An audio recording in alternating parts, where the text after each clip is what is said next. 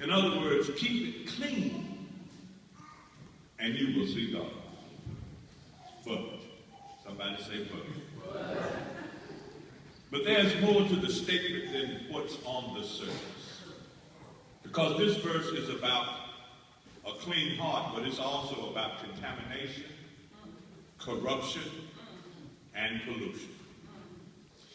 You see, a contaminated heart dims the eyesight. When the heart is contaminated, you can't see what you're supposed to see. Or if you see it, it's out of focus and blurred. So you don't see it in the right perspective. Then there's the corrupted heart, and the corrupt heart makes it easy for evil to have its way. Then there's the polluted heart. And the polluted heart leaves the door open for the enemy to creep into the everyday actions and affairs of otherwise good and well-intending people.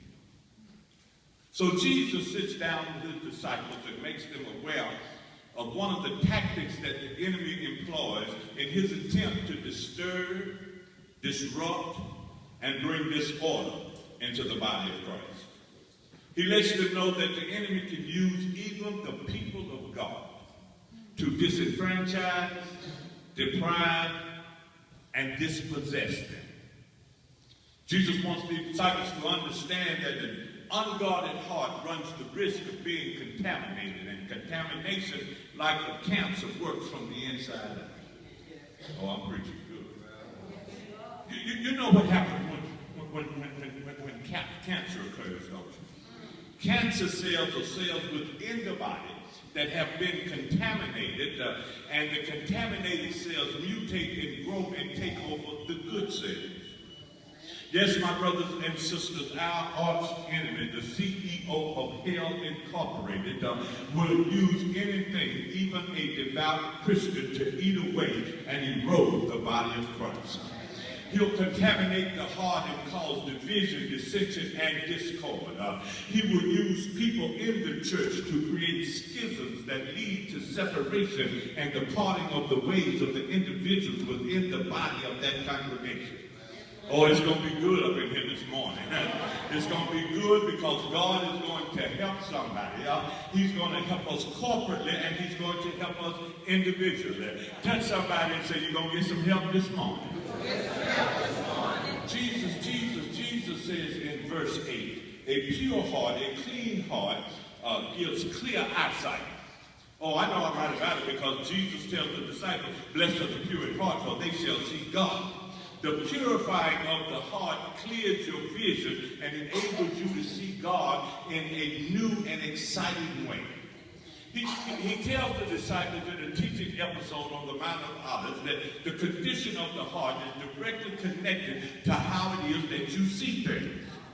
He tells them that a clean heart produces a clear vision. Can I work with this for a few minutes? I say, can I work with this clean heart and clear vision for just a few minutes? When the heart is clean, your focus is on God and not on other people.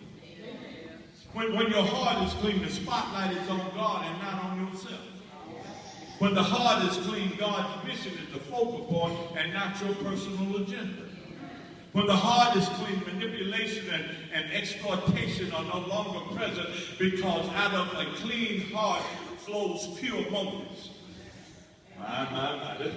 That's good all by itself. You see, God looks past everything that we present to him. He looks past the blame you present and the excuses you present and the cause and effect that you present. He looks past your persona and your facade and looks all the way down to your heart at your motives. Just in case you don't know what I'm saying with that, what were your intentions when you said what you said? What was the purpose of you doing what you did? What was driving you and pushing you to go in the direction that you went to? Let me tell you something. I said, can I tell you something? The greatest asset you will ever have is not material gain. The greatest asset is a pure heart. Because a pure heart allows you to have a clear view of the God of your salvation. Oh, I know. I ought to hear some amens right there. Now, but there's a problem that goes along with a pure heart. There's a problem with the pure heart. And I'm getting ready to mess up some super saint and some super churchman right now. So people who know the Bible from Genesis to Revelation and the discipline from cover to cover and think that you have all the answers and know how everything ought to be done. But let me tell you something. What it is that you don't know is there's still a problem. And the problem is you have heart trouble.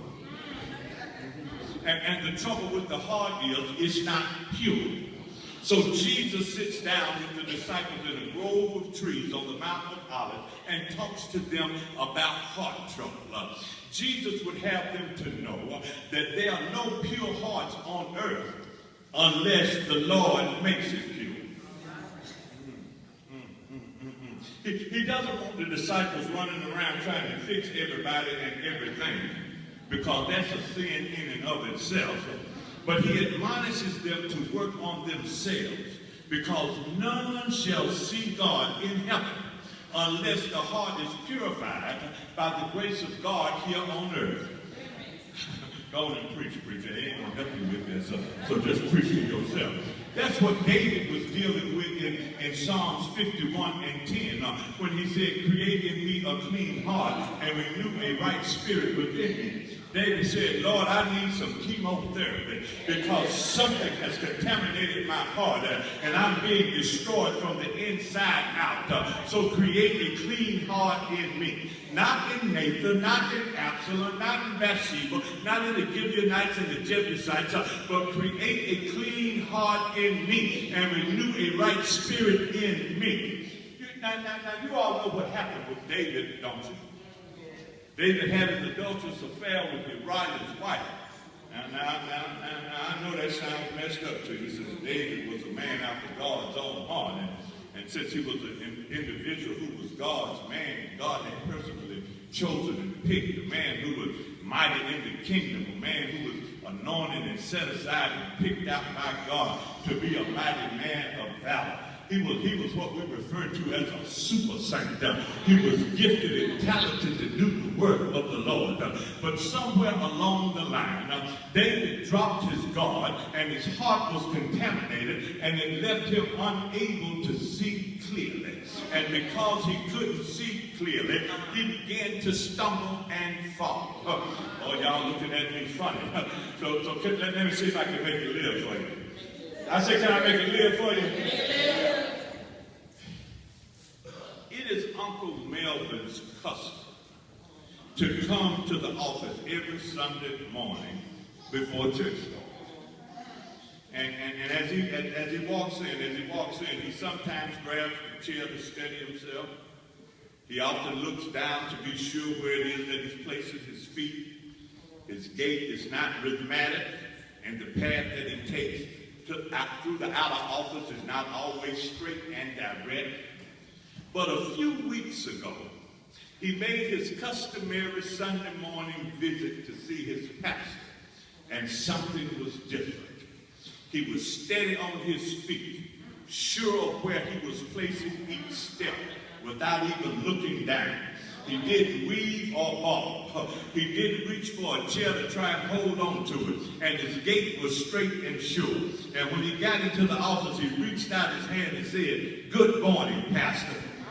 I had cataract surgery last week, and now I can see clearly, even without my glasses." All I'm trying to get you to see is when you can see clearly, things look a whole lot different.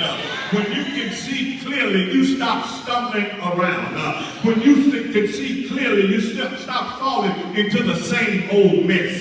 When you can see clearly, you follow the straight and the narrow. When you can see clearly, your outlook and your disposition and your attitude towards each other change. You're not mad all the time and criticizing everything. You stop being self-righteous and condescending and pompous and stuck up and sanctimonious and spoiled and haughty, because you can see clearly